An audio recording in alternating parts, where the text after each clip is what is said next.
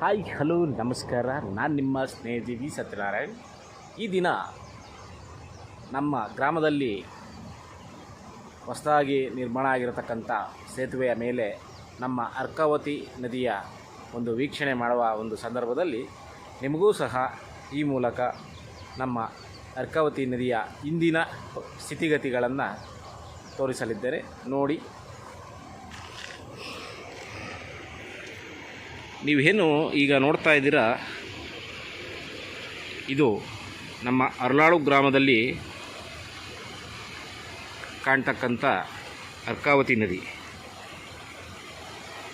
ಸುಮಾರು 15-20 ವರ್ಷಗಳ ಹಿಂದೆ ಈ ನದಿಯಲ್ಲಿ ನಾವು ನಮ್ಮ ಸ್ನೇಹಿತರೊಂದಿಗೆ, ಕುಟುಂಬಸ್ಥರೊಂದಿಗೆ ಈಜಾಡಲು ಸಹ ಬರ್ತಿದ್ವು. ಅದಲ್ಲದೆ ಇಲ್ಲಿ ಕೆಲವೊಂದು ಜಾಗದಲ್ಲಿ ಮರಳಿನಲ್ಲಿ ಜಲ ತೆಗೆದು ಆ ನೀರನ್ನು ಕುಡಿದಿದ್ದೂ ಉಂಟು. ಕಾಲಕ್ರಮೇಣ ಹೊಳೆಗಳಲ್ಲಿ ಮರಳನ್ನು ತೆಗೆಯೋದು ಮತ್ತು ಇನ್ನಿತರ ಕಾರ್ಯಗಳು ನಡೀತಾ ಸಾಗ್ತಾ ಬಂತು. ಕಾಲಕ್ರಮೇಣ ಸಿಟಿಗಳಿಂದ ಹಾಗೂ ಎಲ್ಲ ಗ್ರಾಮಗಳಿಂದ ನಿರುಪಯುಕ್ತವಾದಂತಹ ಒಂದು ನೀರು ಈ ಹೊಳೆಗೆ ಸೇರ್ತಾ ಬಂತು. ಈ ದಿನ ಈ ನದಿಯಲ್ಲಿ ಮುಳುಗೋದಿರಲಿ, ಕಾಲು ಸಹ ಇಡೋದಕ್ಕೆ ಆಗದೇ ಇರುವಂಥ ಒಂದು ಪರಿಸ್ಥಿತಿ ಇದೆ. ನೋಡಿ ಯಾವ ರೀತಿ ಕಾಣಿಸ್ತಾ ಇದೆ ಅಂತ ಇಲ್ಲಿನ ನೀರು. ಈ ನೀರು ಬರೀ ನಮ್ಮ ತಾಲೂಕಿನದು ಅಂತ ಅಲ್ಲ, ಬೆಂಗಳೂರು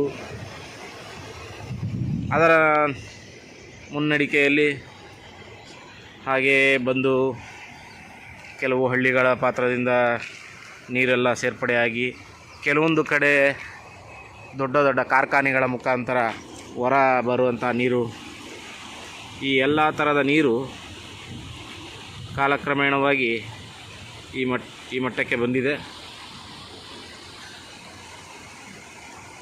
ಆ ದಿನಗಳಲ್ಲಿ ಈ ನದಿಗಳಲ್ಲಿ ನಾವು ಈಜ್ತಾ ಇದ್ದ ದಿನಗಳನ್ನ ನೆನೆಸ್ಕೊಂಡ್ರೆ ನಿಜವಲ್ಲೂ ಇಂದು ತುಂಬ ಆಘಾತಕರವಾಗಿದೆ.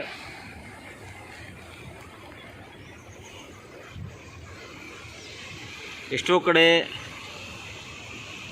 ತಮ್ಮ ಸುತ್ತಮುತ್ತಲಿನ ನದಿಗಳನ್ನು,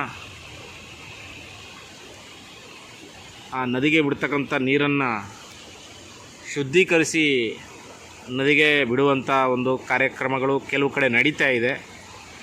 ಆ ಒಂದು ಕಾರ್ಯಕ್ರಮಗಳು ನಮ್ಮ ಬೆಂಗಳೂರು ಸುತ್ತಮುತ್ತ ಹಾಗೂ ಎಲ್ಲ ಜಿಲ್ಲೆಗಳಲ್ಲೂ, ಬರೀ ಬೆಂಗಳೂರು ಅಂತ ತೆಗೆದುಕೊಳ್ಳೋದಲ್ಲ, ಎಲ್ಲ ಕಡೆ ಸಹ ಶುದ್ಧೀಕರಿಸಿ ನೀರನ್ನ ಬಿಟ್ಟಾಗ ಈ ಮಟ್ಟದ ಒಂದು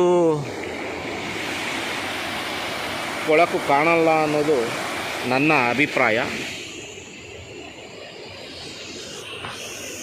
ಈ ನೀರನ್ನು ಬೈ ಚಾನ್ಸ್ ಪ್ರಾಣಿಗಳೇ ಆಗಲಿ ಕುಡಿದ್ರೆ ಆ ಪ್ರಾಣಿ ಪಕ್ಷಿಗಳ ಆರೋಗ್ಯ ಸಹ ಹದಗೆಡುವಂಥ ಪರಿಸ್ಥಿತಿ ಕಂಡುಬರುತ್ತೆ. ಇದು ನನ್ನ ಒಂದು ಅಭಿಪ್ರಾಯ. ಈ ಅಭಿಪ್ರಾಯದಲ್ಲಿ ಏನಾದರೂ ತಪ್ಪು ಕಂಡು ಬಂದಲ್ಲಿ ದಯಮಾಡಿ ಎಲ್ಲರೂ ಕ್ಷಮಿಸಿ. ಇಂತಿ ನಿಮ್ಮ ಸ್ನೇಹಜೀವಿ ಸತ್ಯನಾರಾಯಣ್. ಧನ್ಯವಾದಗಳು.